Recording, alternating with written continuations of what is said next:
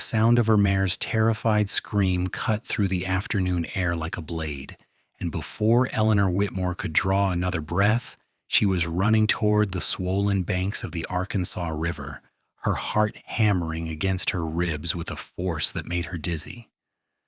It was late April in 1876, and the winter snowmelt had turned the normally placid waterway into a churning beast of mud and debris.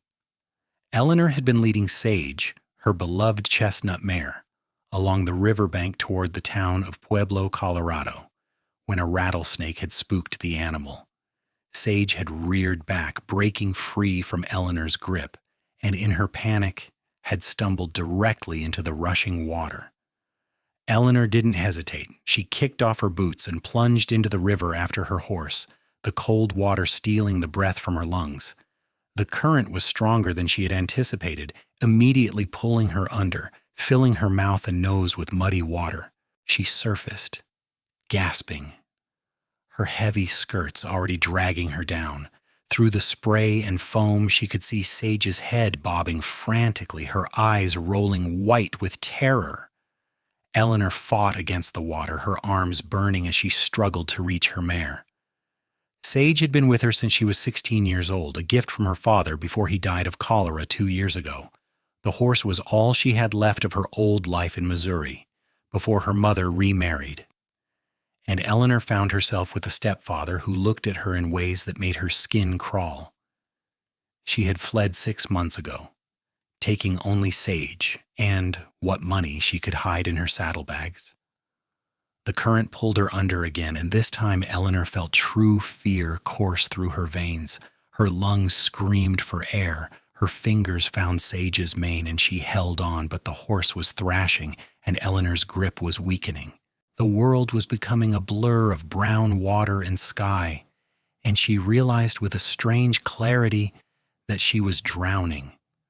Then something solid grabbed her around the waist.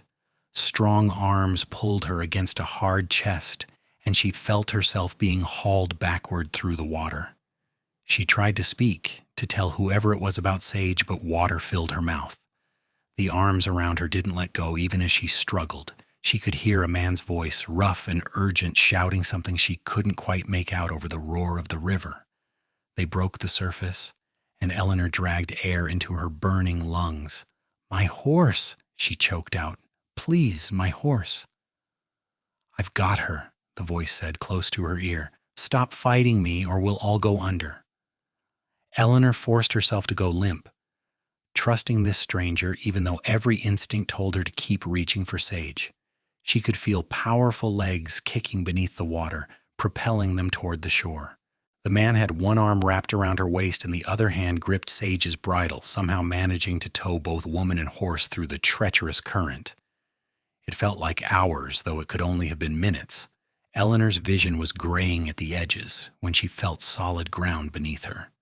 The stranger dragged her up onto the muddy bank, then immediately waded back in to help Sage scramble out of the water. The mare gained her footing and lunged forward, collapsing on the grass a few feet from Eleanor, her sides heaving. Eleanor rolled onto her hands and knees, coughing up what felt like half the river. Her whole body was shaking, whether from cold or shock she couldn't tell. Hands touched her back, steadying her. "Easy now," the man said. "Just get it all out." When she could finally breathe without coughing, Eleanor lifted her head to look at her rescuer. He was crouched beside her, water streaming from his clothes and hat. He was perhaps 25 or 26 years old, with dark hair plastered to his forehead and eyes the color of storm clouds. His face was lean and weathered, with a strong jaw and a small scar through his left eyebrow. He wore the typical garb of a working cowboy, denim pants and a dark shirt, though everything was now soaked through. "Thank you," Eleanor managed, her voice hoarse. "You saved our lives." The cowboy shrugged, looking almost embarrassed by her gratitude. "Couldn't very well let you drown. Name's James Cordell. Eleanor Whitmore." She tried to stand, but her legs wouldn't support her. James caught her elbow, steadying her. "You should sit for a minute." "That was a hell of a current." Eleanor nodded, sinking back down onto the grass. She looked over at Sage, who had stopped heaving and was now standing on shaky legs, water dripping from her coat. Is she hurt? James walked over to the mare, running his hands expertly over her legs and checking her eyes and mouth. Seems fine. Scared, but fine. She's a beautiful animal. She's all I have, Eleanor said quietly, then immediately wished she hadn't. She didn't know this man. She shouldn't be sharing her circumstances with a stranger, no matter how handsome he was or how he had just risked his life to save hers. James glanced at her, something shifting in his expression. You traveling alone? Eleanor hesitated, then nodded. There was no point in lying. He could see she had no wagon, no companions, just her horse, and the small bedroll and saddlebag strapped to Sage's back, now thoroughly soaked.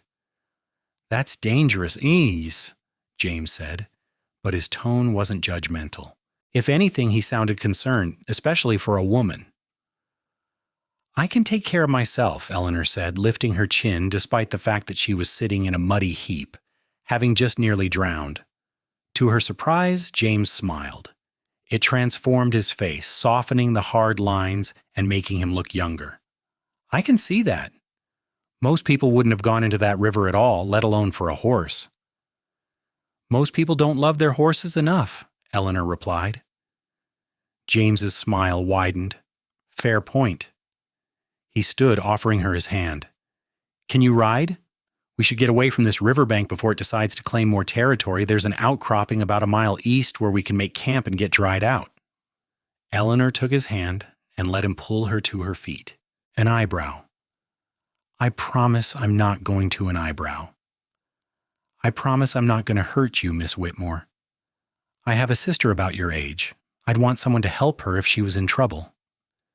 Eleanor studied his face, trying to read his intentions. She had learned the hard way that not all men were trustworthy, but something in James Cordell's steady gaze made her want to believe him. Besides, he was right. She needed to get dry, and she didn't have the strength right now to gather firewood or even strike a match. All right, she said finally, but I'm keeping my knife close. James's smile turned rueful. Wouldn't expect anything less. They walked in silence, leading their horses. James had a large bay gelding tied to a tree about 50 yards downstream, near where he must have been watering the animal when he spotted Eleanor in trouble. The horse was calm and well-trained, following James without protest. The outcropping James had mentioned was a rocky overhang that provided shelter from the wind and any potential rain. James immediately set about gathering dry wood from the protected area beneath the rocks, while Eleanor tended to Sage, removing the wet saddle and rubbing the mare down with a somewhat dry blanket from James's saddlebag.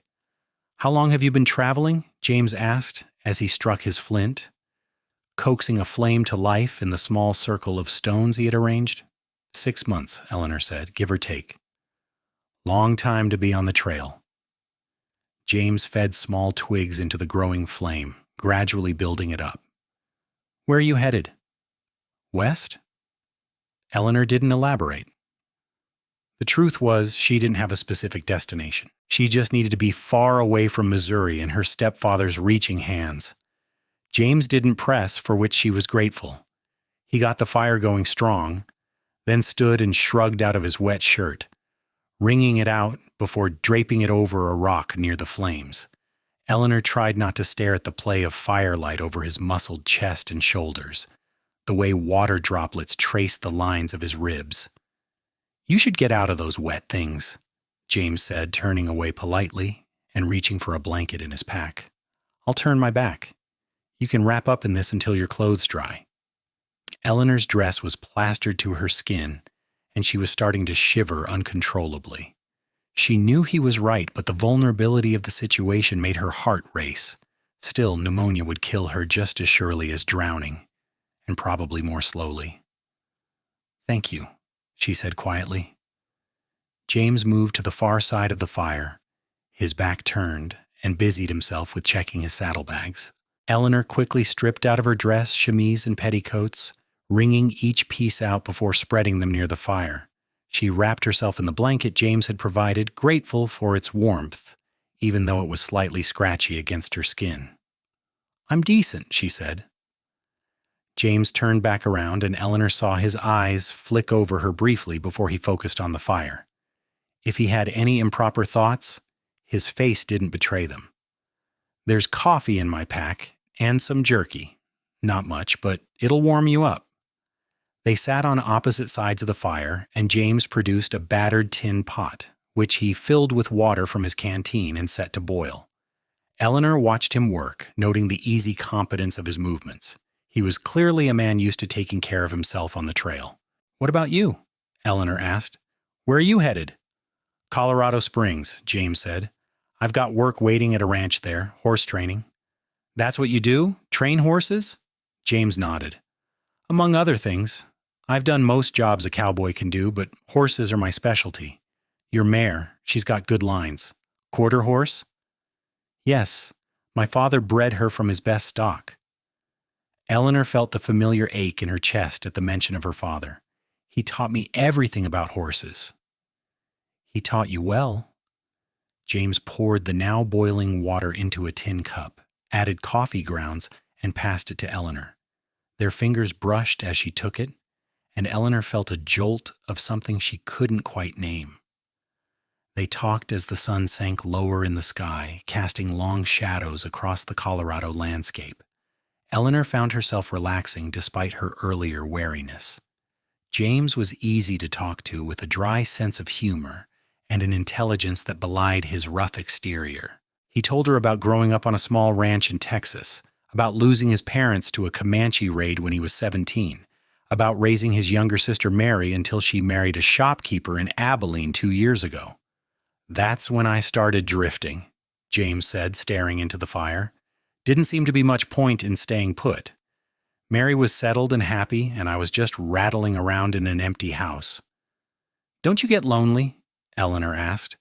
James looked up at her, his gray eyes reflecting the firelight. "Sometimes. But being alone is different from being lonely. What about you? You must get lonely traveling by yourself." Eleanor wrapped the blanket tighter around herself. "I prefer lonely to the alternative." Something in her tone must have conveyed more than she intended, because James's expression darkened. "Someone hurt you?"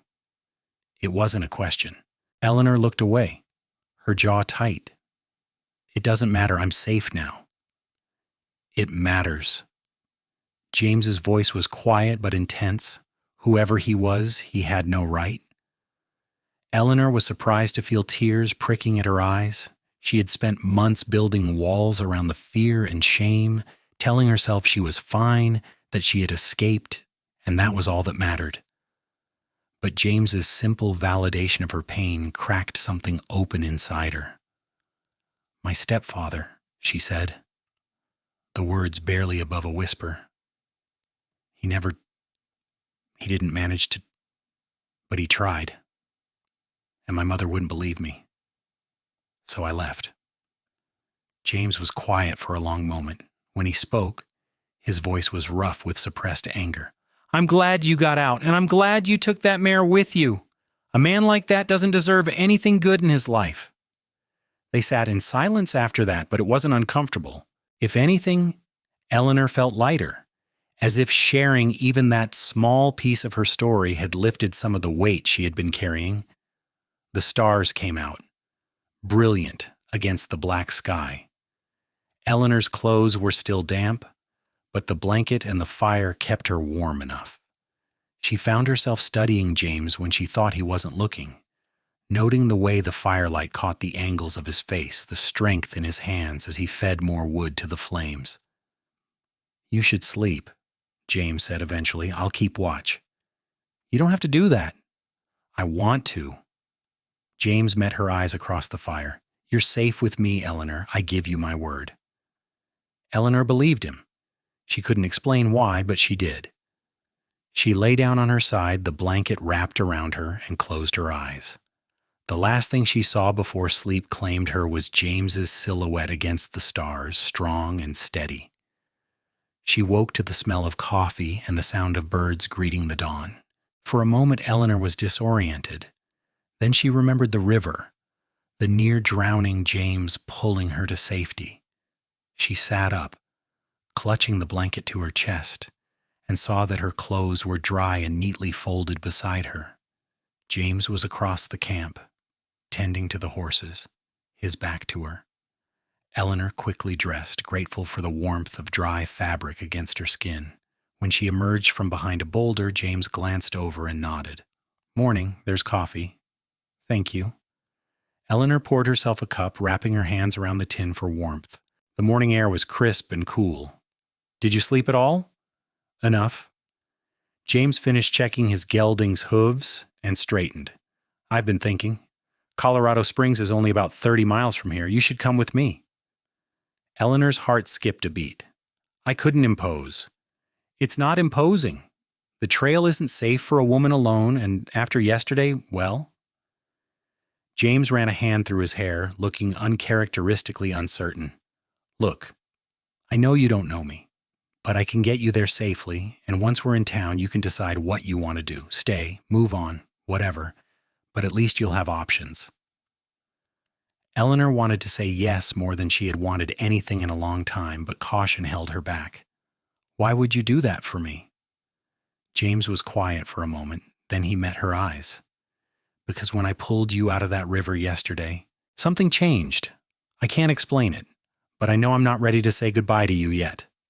The honesty in his words took Eleanor's breath away.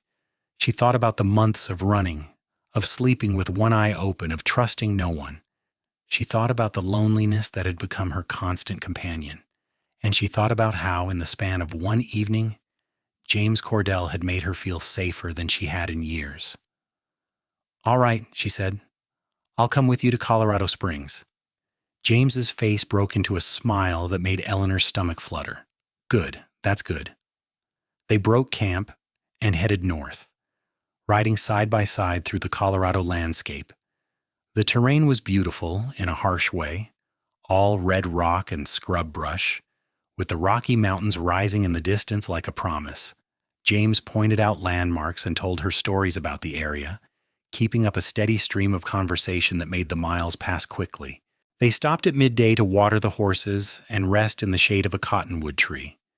Eleanor shared some dried apples from her saddlebag, and James produced a tin of biscuits that were only slightly stale. "Tell me about horse training," Eleanor said, biting into a biscuit. "What exactly does it involve?" James leaned back against the tree trunk, his hat tipped low over his eyes. "Patience, mostly. A lot of people think you break a horse, but that's not how it should be. You're building a partnership, trust. You have to learn how the horse thinks, what scares it, what motivates it. Every horse is different." "That sounds like it takes time." "It does, but it's worth it. A properly trained horse will do anything for you. Run until its heart gives out if you ask it to. That kind of loyalty has to be earned." James tilted his head to look at her. "You're sage. She's well trained. She trusts you." "My father always said a horse can sense who you are inside," Eleanor said softly. "They know if you're good or bad."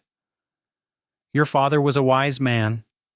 They rode on, and as the afternoon wore into evening, James pointed ahead to where the land rose into gentle hills. "There's a homestead about 5 miles from here, family named Jackson. Good people.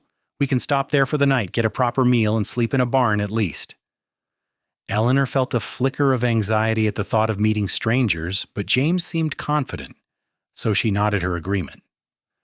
The Jackson homestead was a modest affair, a small house and barn surrounded by a rail fence.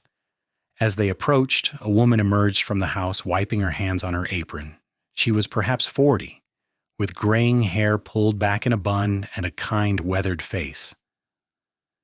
"James Cordell," she called out, her face breaking into a smile. "It's been a while." "Mrs. Jackson." James dismounted and removed his hat respectfully. "Good to see you. This is Miss Eleanor Whitmore. We ran into some trouble with the Arkansas River yesterday, and I was hoping we might impose on your hospitality for the night." Mrs. Jackson's sharp eyes took in Eleanor's appearance, lingering on her damp and wrinkled dress. "Of course. Any friend of James's is welcome here. Come inside, dear. You look exhausted." Eleanor found herself being ushered into the warm kitchen, where Mrs. Jackson immediately set about heating water for tea and slicing bread. Mr. Jackson appeared from the barn, a tall, lanky man with a quiet demeanor and gentle eyes. He greeted James like an old friend and gave Eleanor a polite nod. Over dinner of venison stew and fresh bread, Eleanor learned that James had helped the Jacksons 2 years ago when a band of horse thieves had tried to raid their stock. James had been passing through and had driven off the thieves, refusing any payment for his help. "We owe this man our livelihood," Mr. Jackson said, clapping James on the shoulder. "Those horses were all we had."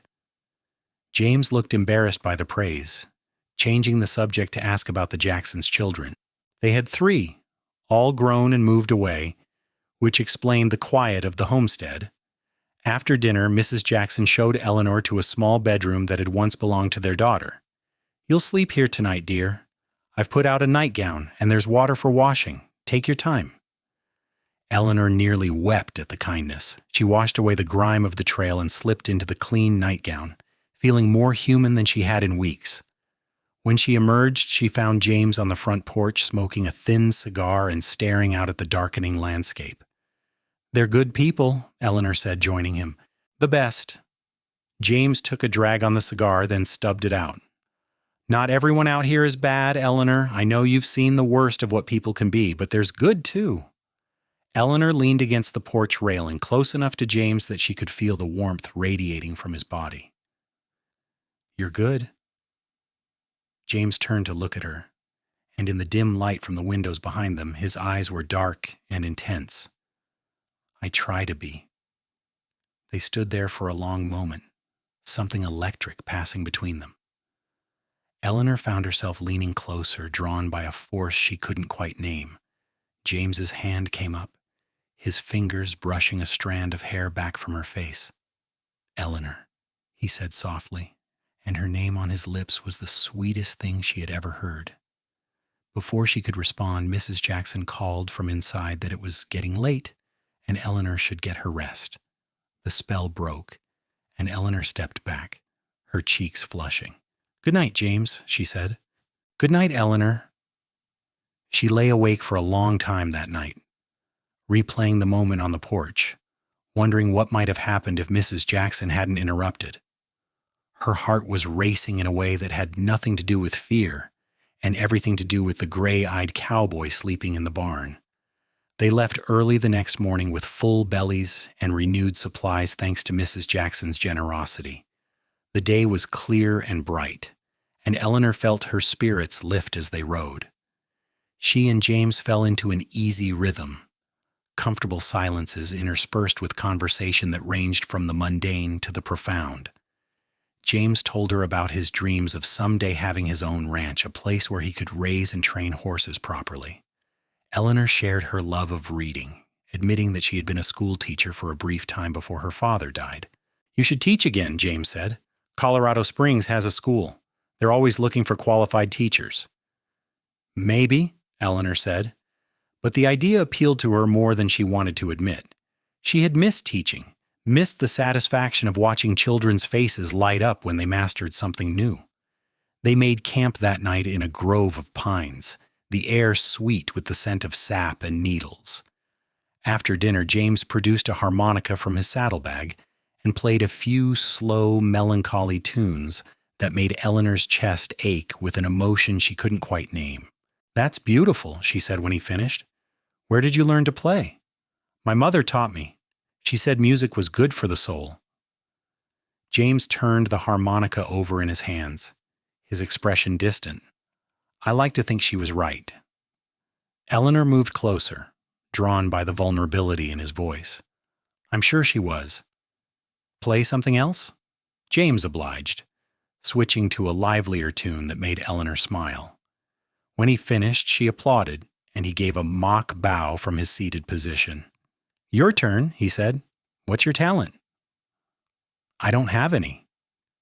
"Everyone has something." Eleanor thought for a moment, then began to recite poetry, a long passage from Longfellow that she had memorized years ago. Her voice was soft but clear, and she watched James's face as she spoke, saw the way his eyes never left hers. When she finished, James was quiet for a moment. That was beautiful. You have a gift for words. It's just memory. It's more than that. James shifted closer until they were sitting side by side. You bring the words to life. Eleanor's breath caught as James reached out and took her hand. His palm was warm and calloused against hers, and the simple touch sent shivers up her arm. Eleanor, James said, his voice rough, I know we've only known each other a few days, but I need you to know something. When I saw you in that river fighting to save your horse, something in me recognized something in you. I can't explain it any better than that, but I don't want to say goodbye when we reach Colorado Springs. I want to know you, really know you, if you'll let me. Eleanor's heart was pounding so hard she was sure James could hear it. Every rational part of her brain was screaming caution, reminding her that she had vowed never to trust a man again. But her heart was singing a different song, one of hope and possibility. I want that too, she whispered. James smiled, and it was like the sun breaking through clouds. He lifted her hand to his lips and pressed a gentle kiss to her knuckles, his eyes never leaving hers. They sat like that for a long time, hands entwined, watching the fire burn down to embers. When they finally separated to sleep, Eleanor felt bereft of his warmth, but also more hopeful than she had been in months. The next day brought them to the outskirts of Colorado Springs. The town was larger than Eleanor had expected, with a main street lined with businesses and several side streets branching off into residential areas. The mountains loomed close, their peaks still capped with snow despite the spring warmth. James led them to a livery stable near the center of town, where a grizzled old man greeted him enthusiastically. James Cordell! About time you showed your face. That ranch job's still waiting for you if you want it. That's why I'm here, Pike. James dismounted and helped Eleanor down from Sage, his hands lingering on her waist. This is Eleanor Whitmore. She'll be staying in town for a while. Can you recommend a respectable boarding house? Pike scratched his stubbled chin, looking Eleanor over with shrewd eyes. Mrs. Henderson's place on Maple Street. Clean, safe, reasonable rates. Tell her I sent you. James turned to Eleanor. Let me help you get settled. Then I need to head out to the ranch, but I'll be back in town tomorrow. We can meet for dinner? Eleanor nodded, trying to ignore the anxiety building in her chest. She had grown so accustomed to James's presence over the past few days that the thought of being without him, even for one night, made her feel unmoored. James seemed to sense her unease. He took her hand, heedless of Pike's curious gaze, and squeezed gently. I'll be back, I promise. Mrs. Henderson's boarding house was exactly as advertised, a tidy 2-story building with lace curtains and flower boxes in the windows. The proprietress was a stern-looking woman in her 50s, but her eyes were kind as she showed Eleanor to a small but clean room on the second floor. Meals are served at 7 in the morning and 6 in the evening, Mrs. Henderson said. No men allowed upstairs, no drinking or carrying on. Church is expected on Sundays, but I won't force you if you're not inclined. Rent is due every Friday. Eleanor paid for a week in advance, watching her carefully hoarded money dwindle with each coin. She would need to find work soon, but for now she had a roof over her head and a safe place to sleep. That night, lying in a real bed for the first time in months, Eleanor found she couldn't sleep. Would come back?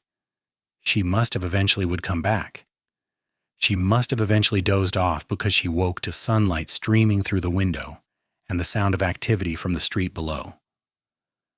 Eleanor dressed quickly and went downstairs for breakfast, where she found herself seated at a long table with several other boarders.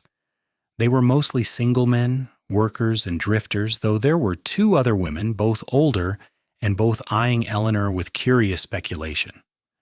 After breakfast, Eleanor decided to explore the town. She walked down Main Street, noting the various shops and businesses. There was a general store, a smithy, a saloon, a hotel, and yes, a small schoolhouse at the far end of town. Eleanor stood outside the schoolhouse for a long time, listening to the sound of children's voices reciting their lessons before she finally walked on. She had just passed the general store when she heard her name being called. Eleanor turned to see a young woman hurrying toward her, waving enthusiastically.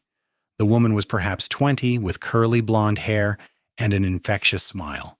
"You're Eleanor Whitmore, aren't you?" the woman said breathlessly when she reached Eleanor's side. "Pike at the livery told me about you. I'm Sarah Mitchell. My husband owns the general store." She gestured back toward the building. "I hope this doesn't sound forward, but Pike mentioned you came into town with James Cordell, and I just had to meet you." Eleanor blinked, taken aback by the woman's enthusiasm. "I did come with James, yes, though I'm not sure why that would be of interest." Sarah laughed, a bright, tinkling sound. "Oh, honey, James Cordell is the most eligible bachelor in 3 counties. Every unmarried woman in town has tried to catch his eye at one point or another. If he's taken a shine to you, that's big news."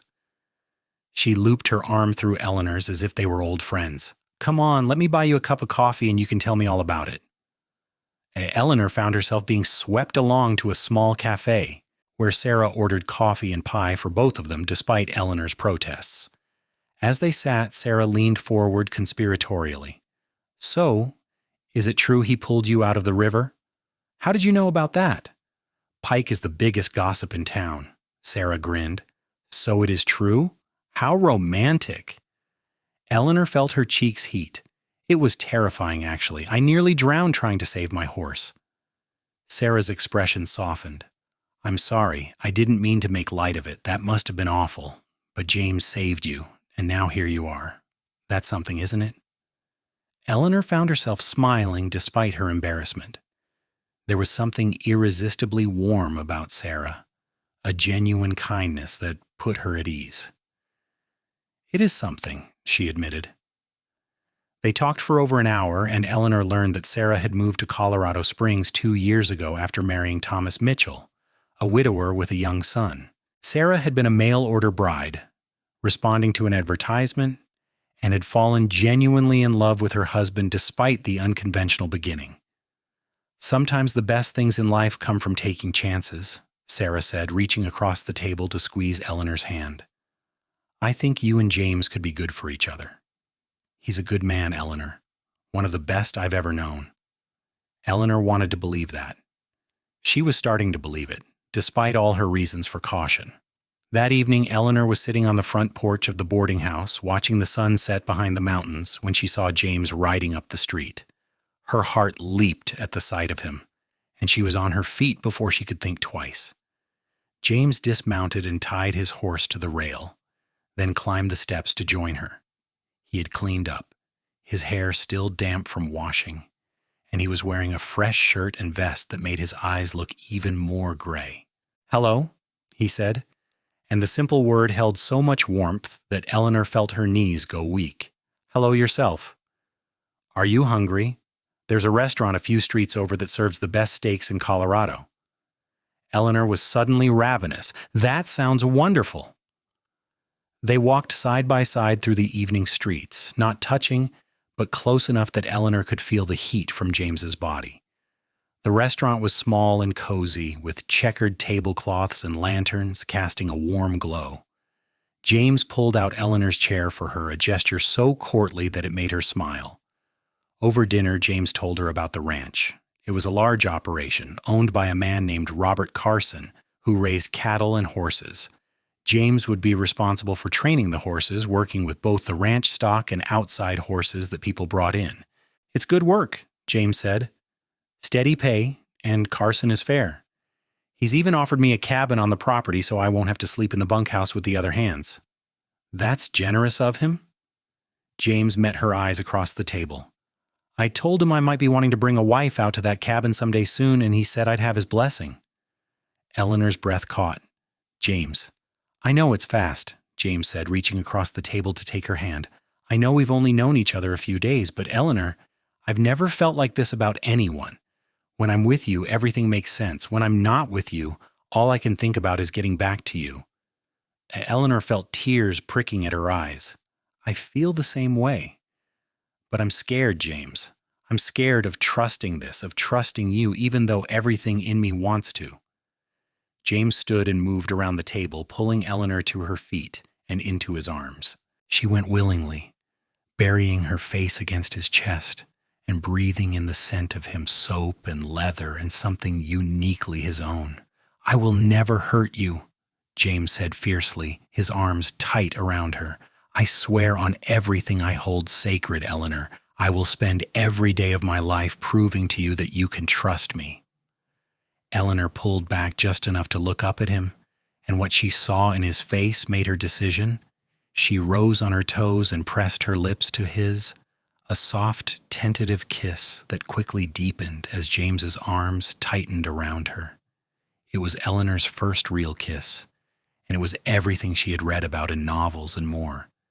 James's lips were warm and firm, moving against hers with a gentleness that made her heart ache. When they finally broke apart, both breathing hard, Eleanor felt like she had been fundamentally changed. "Marry me," James said, his forehead pressed against hers. "I know it's crazy and fast, but marry me, Eleanor. Let me spend the rest of my life making you happy." Eleanor knew she should say no, should insist on more time, on being practical. But practical had never gotten her anywhere. Practical had left her alone and running. Maybe it was time to take a chance on something impractical and beautiful and terrifying. "Yes," she whispered. "Yes, I'll marry you." James's whoop of joy made several other diners turn and stare, but Eleanor didn't care. He was spinning her around, laughing, and she was laughing too, giddy with the recklessness and rightness of it all. They were married 3 days later by the town preacher, with Sarah and Thomas Mitchell standing as witnesses.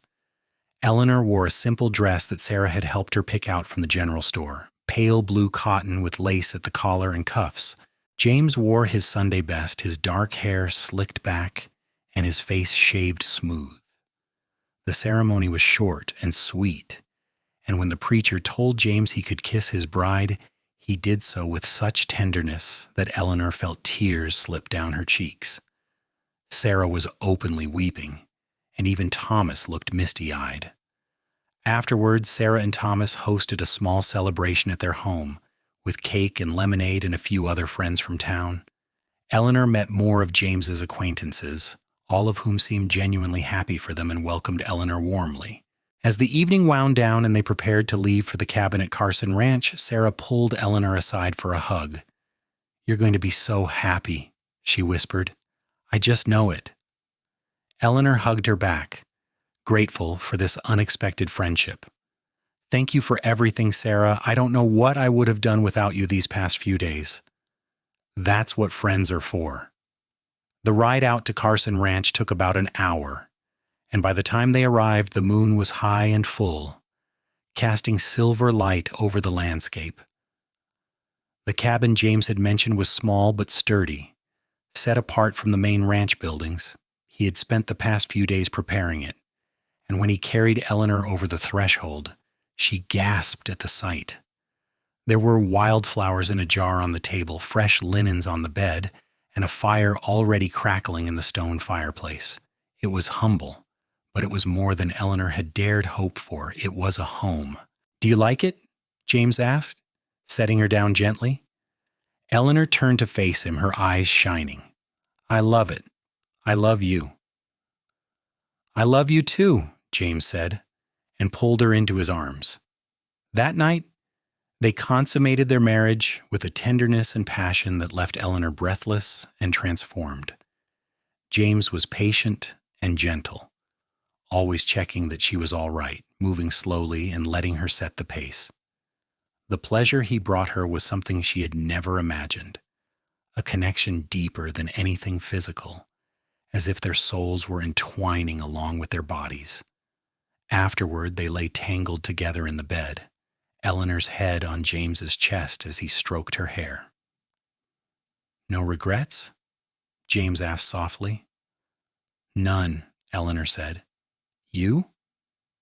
"Only that I didn't find you sooner." They settled into married life with surprising ease. James left early each morning to work with the horses, and Eleanor spent her days making the cabin into a proper home, would return dusty and tired, but his face was full of joy and excitement. He was so happy to be back home, and he couldn't wait to see his family again would return dusty and tired, but his face would always light up when he saw Eleanor waiting for him. They would eat dinner together, talking about their days, and then sit by the fire, James playing his harmonica while Eleanor read aloud from books she borrowed from Sarah. 2 weeks after their wedding, Eleanor was in town picking up supplies when she ran into the school teacher, a harried-looking man named Mr. Perkins. He was struggling with an armload of books and papers, and Eleanor hurried to help him. "Thank you, my dear," he said gratefully once everything was secured. "I'm afraid I'm getting too old for this job. My eyes aren't what they used to be, and my patience is wearing thin." "Have you thought about retiring?" Eleanor asked. "Every day, mister," Perkins admitted with a rueful smile. "But the town needs a teacher, and there's no one to replace me. I can't just leave the children without an education." Eleanor felt something stir in her chest, a longing she had pushed aside. "What if there was someone?" Mr. Perkins looked at her sharply. "You have teaching experience?" "I do. 2 years before I had to leave my position." Eleanor didn't elaborate on why she had left, and Mr. Perkins didn't ask, "Would you be interested in taking over? I could stay on for a month or two, help you settle in and learn the students. The pay isn't much, but it's honest work." Eleanor thought about James, about whether he would approve, but she knew in her heart that he would support her, would want her to do something that made her happy. "I'm very interested," Eleanor said. That evening she told James about the opportunity. He listened intently, then broke into a wide smile. "That's wonderful, Eleanor. You should absolutely do it." "You don't mind? It would mean I'd be in town during the days." James pulled her into his lap, nuzzling her neck. "I want you to be happy. If teaching makes you happy, then I'm all for it. Besides, it'll make coming home to you every evening even sweeter." Eleanor started teaching the following week, and discovered that she loved it even more than she remembered. The children were eager and bright, ranging in age from 6 to 14. She taught them reading and writing, arithmetic and history, and watched with satisfaction as they progressed. The town quickly embraced her as their new school teacher, and Eleanor found herself becoming a real part of the community. She joined the Ladies' Auxiliary, helped with church socials, and developed close friendships with several of the other women, especially Sarah. Summer turned to fall, and fall to winter. Snow came to Colorado Springs, blanketing everything in white and turning the world into a crystalline wonderland. Eleanor and James celebrated their first Christmas together in the cabin, exchanging simple gifts. James gave Eleanor a beautiful leather-bound journal, and she gave him a new harmonica with his initials engraved on it. "For all the songs we'll make together," she said, and James kissed her until she was breathless. It was in January, on a cold morning when Eleanor was getting ready for school, that she realized she had missed her monthly courses. At first she thought it was just stress or the cold weather, but when another week passed and she found herself dizzy and nauseous in the mornings, she began to suspect the truth. Sarah confirmed it when Eleanor confided in her. "Oh, honey, you're pregnant. How wonderful!" Eleanor was terrified and elated in equal measure. A baby. She and James were going to have a baby at the door.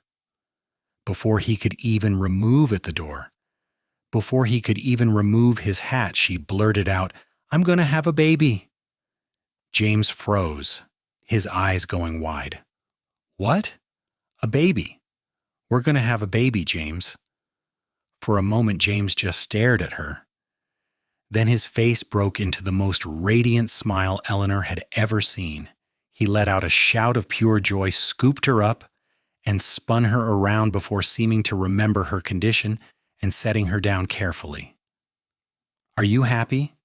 Eleanor asked, suddenly uncertain. "Happy?" James cupped her face in his hands, his eyes bright with unshed tears. "Eleanor, I'm the happiest man alive. We're going to have a baby, our baby." He kissed her then, deep and passionate, and Eleanor felt any lingering doubts melt away. This was right. This was exactly where she was meant to be. The pregnancy progressed smoothly, though Eleanor had to give up teaching after 6 months when her condition became too obvious to ignore. The town threw her a farewell party, with Mr. Perkins coming out of retirement to take over the classroom again temporarily. James became even more protective as Eleanor's belly swelled, constantly fussing over her and making sure she wasn't overdoing it. Eleanor found it endearing, even when it was slightly annoying. "I'm not made of glass," she protested one evening when James insisted on helping her put on her shoes. "I know that, but you're carrying the most precious thing in the world, and I'm going to take care of both of you." Their son was born on a warm August evening in 1877, after a long labor that left Eleanor exhausted but triumphant. James had stayed by her side the entire time, holding her hand and whispering encouragement even when she cursed him for getting her into this situation in the first place. When the midwife finally placed the squalling infant in Eleanor's arms, she felt her heart expand in a way she hadn't known was possible. The baby had James's dark hair and Eleanor's nose, and his tiny fingers gripped her thumb with surprising strength. "He's perfect," James said, his voice thick with emotion as he gazed down at his son. "What should we name him?" They had discussed names for months but never quite decided. Now, looking at her son's face, Eleanor knew. "William, after my father." "William Cordell," James said, testing it out. "It's a good, strong name." William was a colicky baby, prone to crying at all hours, but Eleanor and James took turns walking him and singing to him. Those late nights, exhausted and covered in spit-up, were somehow some of the sweetest moments of Eleanor's life. She would catch James's eye across the darkened cabin, and they would share a tired smile, united in their love for this tiny, demanding creature they had created. As William grew from infant to toddler, Eleanor marveled at how much he looked like his father. He had the same storm-gray eyes, the same stubborn set to his jaw, but his temperament was all hers, curious and gentle, more interested in books and songs than roughhousing. When William was 2, Eleanor discovered she was pregnant again. This time the news was met with calm joy rather than breathless excitement. They knew what to expect now, knew the sleepless nights and endless diapers that awaited them. But they also knew the overwhelming love that made it all worthwhile. Their daughter was born in the spring of 1880, a tiny thing with blonde curls and blue eyes that would eventually darken to match her mother's. They named her Rose, after James's mother, and she was the apple of her father's eye from the moment she drew her first breath.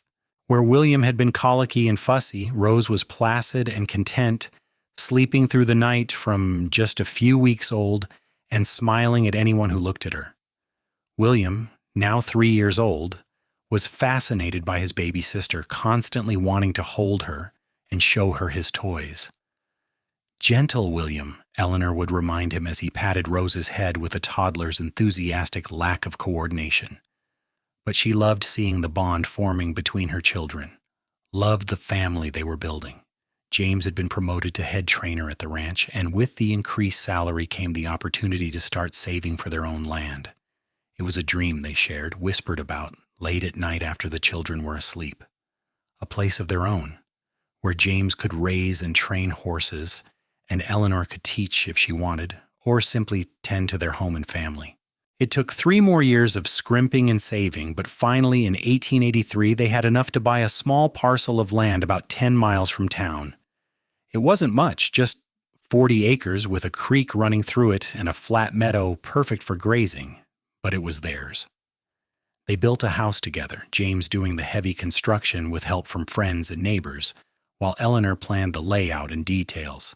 It was bigger than the cabin, with 3 bedrooms and a real kitchen, a front porch that wrapped around 2 sides and windows that let in the mountain light. Moving day was chaotic, with 6-year-old William racing around getting underfoot and 3-year-old Rose crying because her routine was disrupted.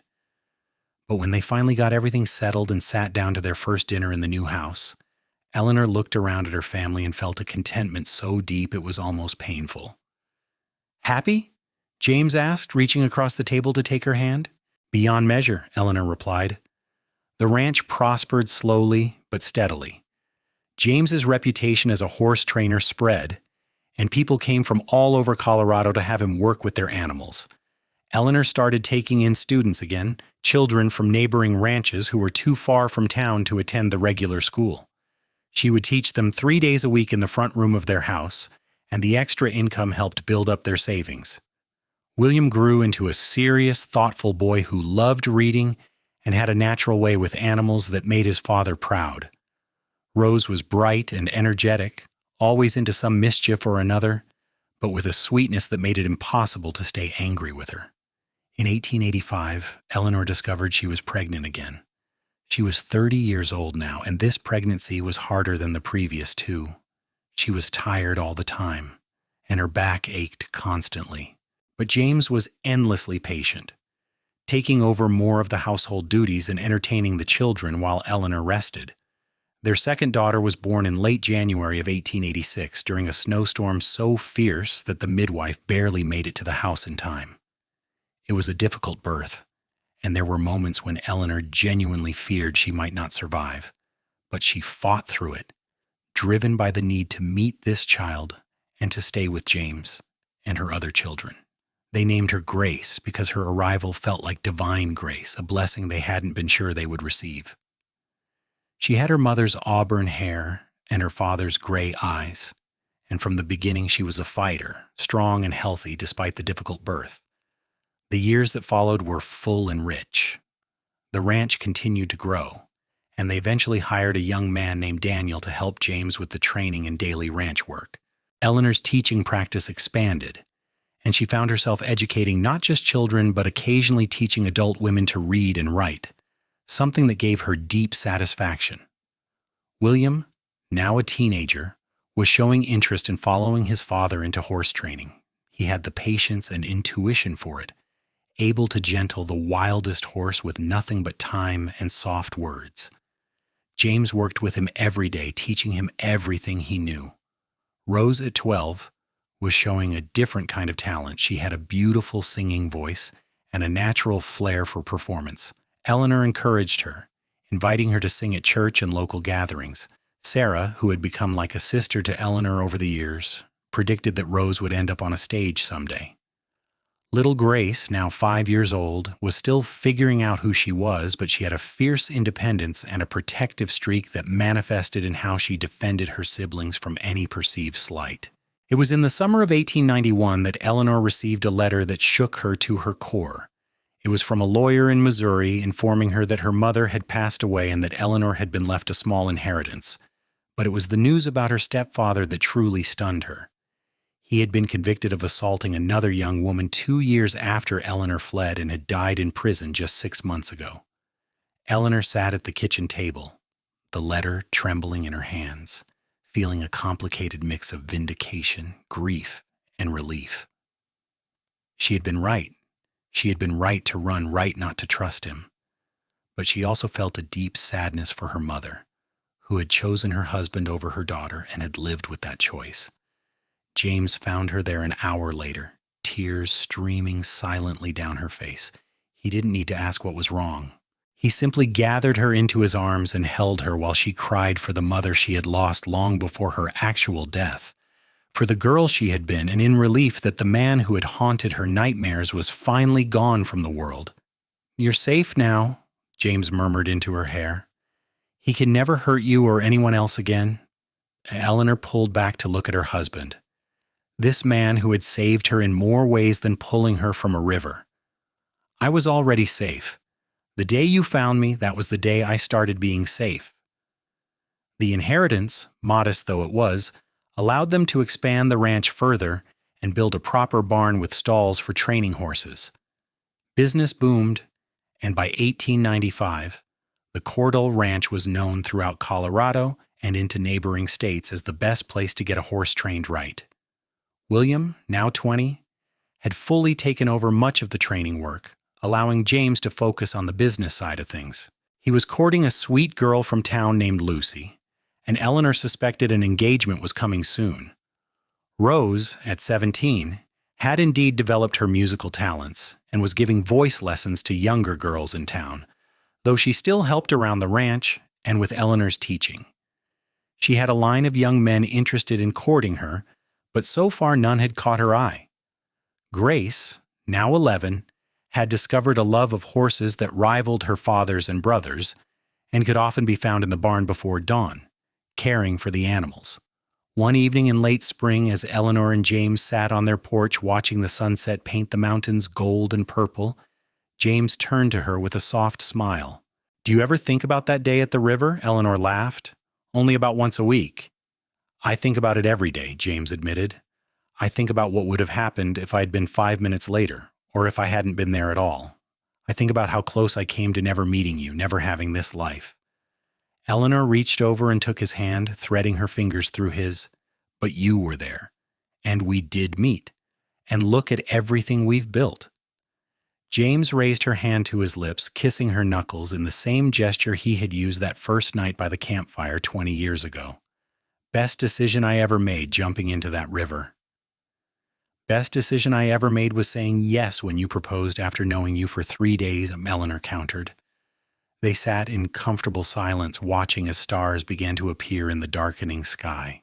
From inside the house, they could hear Rose practicing a new song while Grace pestered her with questions, and William laughed at something. "We made good kid," James said. "We made a good life," Eleanor replied. The years continued to pass, each bringing its own joys and challenges. William married his Lucy in the summer of 1896, and they built a small house on the far end of the property.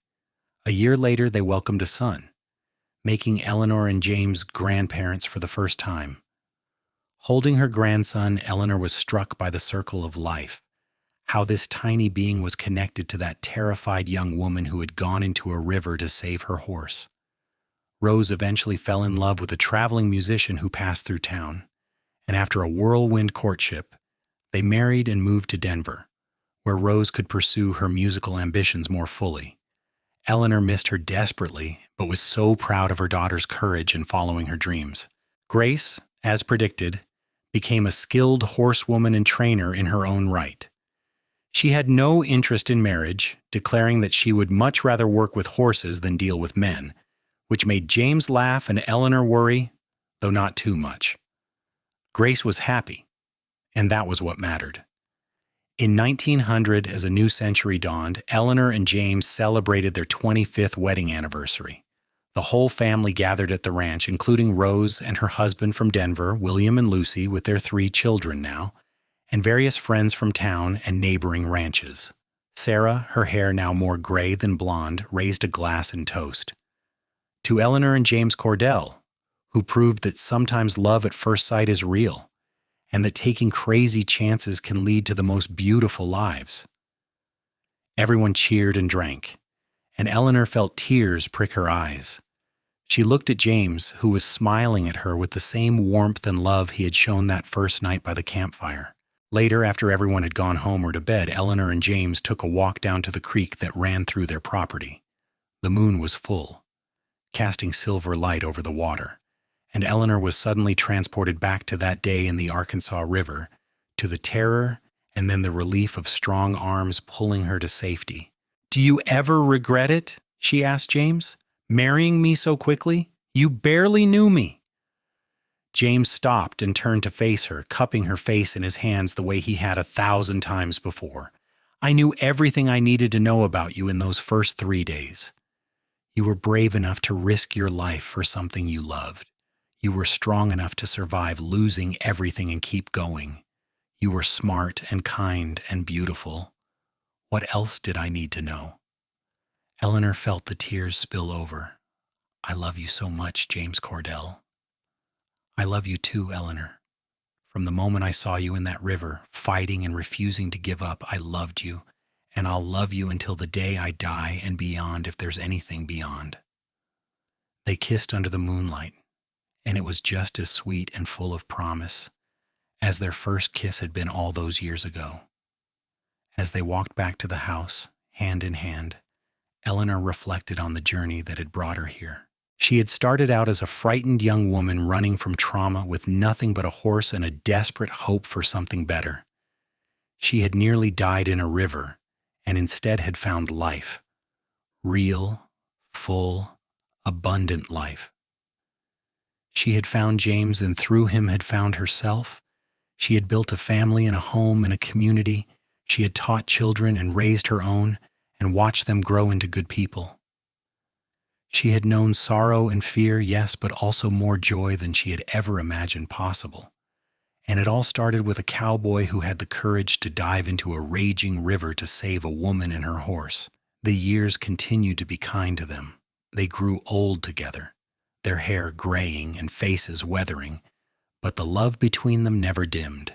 They watched their grandchildren grow and welcomed great-grandchildren.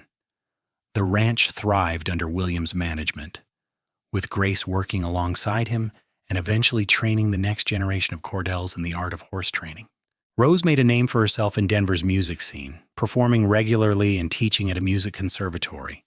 She and her husband visited often, and their children loved spending summers at the ranch, learning to ride and helping with the horses. Eleanor continued teaching almost until the end, only stopping when her eyesight began to fail. But she still told stories, endless stories, to her grandchildren and great-grandchildren about the Wild West they were living in, about courage and kindness and the importance of fighting for what you loved.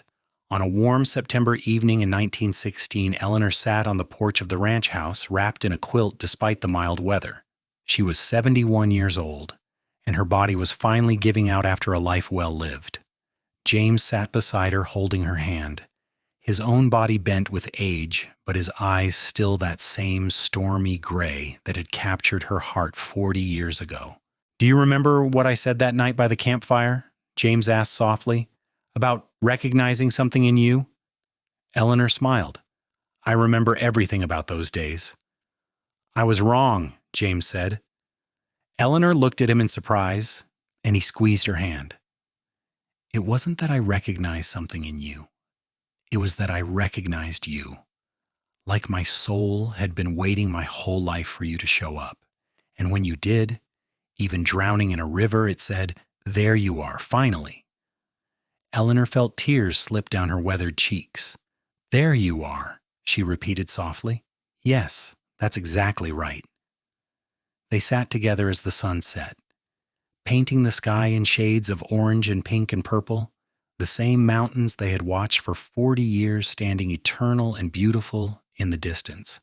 Their children and grandchildren were inside preparing dinner, their voices a warm murmur of love and family. "I would do it all again," Eleanor said. "Every moment, every choice, all of it. Even nearly drowning? Especially nearly drowning, because it brought me you." James lifted her hand to his lips, kissing her knuckles in his signature gesture. "And you brought me everything. My whole world started the day I pulled you out of that river." Eleanor leaned her head on James's shoulder, feeling a peace so deep and complete that it was like floating. She thought about the terrified young woman she had been, how she could never have imagined this future, how she had thought her life was over when really it was just beginning. She closed her eyes, content in the knowledge that she had lived fully and loved completely, that she had built something lasting and good, that her legacy would live on in her children and their children. And as the last rays of sunlight faded behind the mountains, Eleanor Whitmore Cordell, who had once been drowning and been saved by a cowboy brave enough to dive in after her, smiled and held tight to the hand of the man who had been her salvation and her partner, her love and her home, for 40 beautiful years.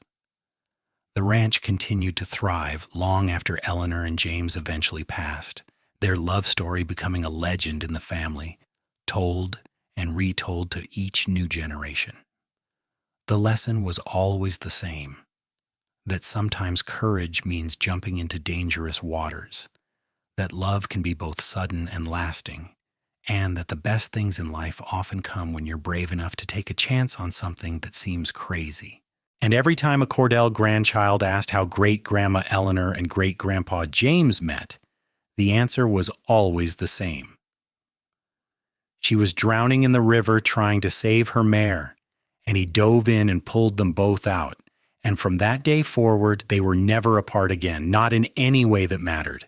It was a story of the Wild West, of a time when life was hard and uncertain, when danger lurked around every corner and survival was never guaranteed. But it was also a story of hope and love, of two souls finding each other against all odds and building something beautiful together. And in the end, that was what mattered most.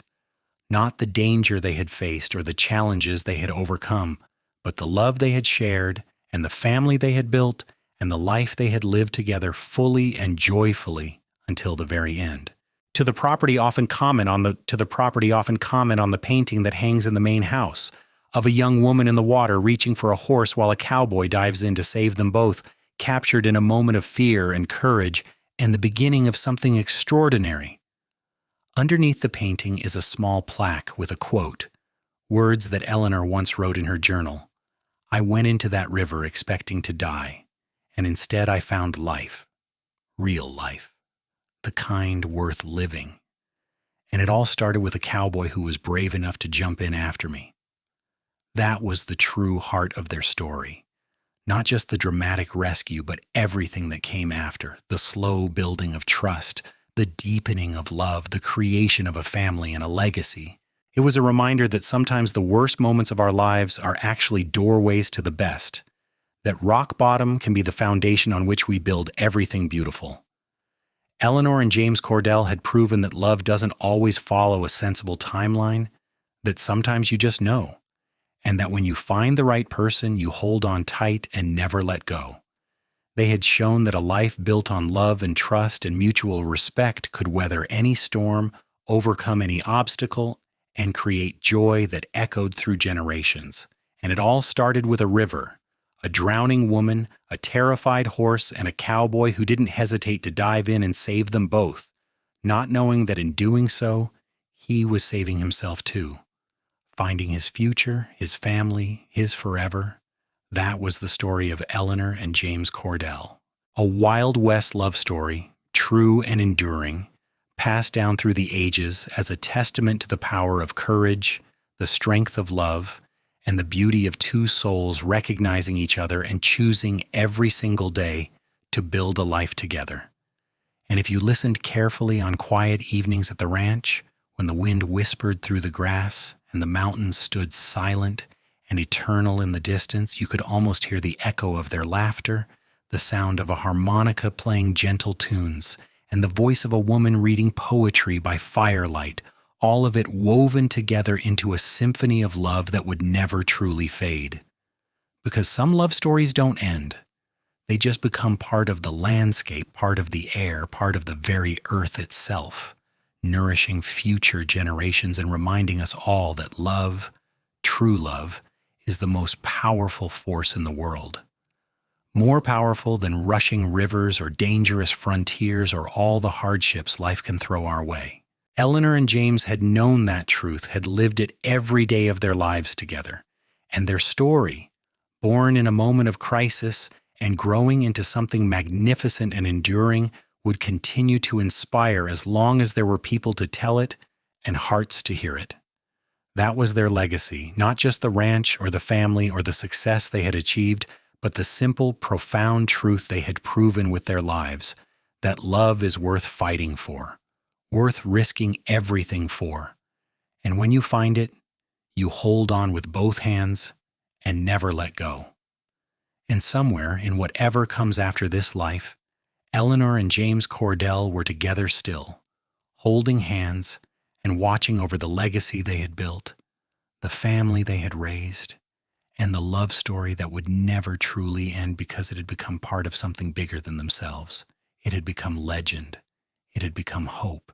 It had become proof that even in the harsh reality of the Wild West, where life was often brutal and short, love could still flourish. Love could still triumph. Love could still create something beautiful and lasting that would echo through the ages. And that, in the end, was the greatest story of all.